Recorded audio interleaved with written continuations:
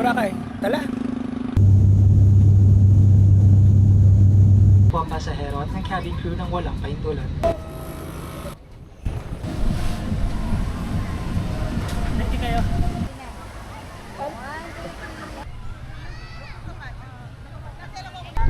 Kiss man, sir.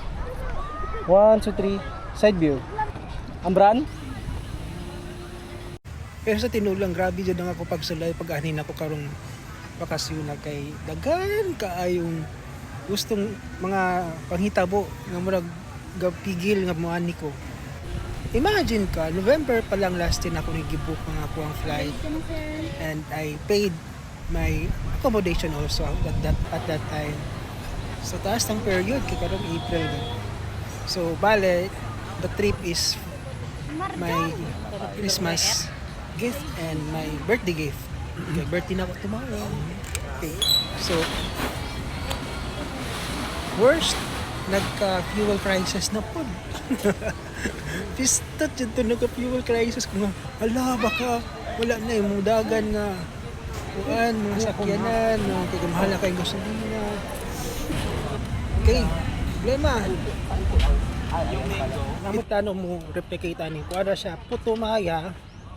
Dayan, matangan ni magluwa ka flavor ice cream. Ito na, pinaka worst. Siguro ang Lord, ayaw lagi ka ato dong.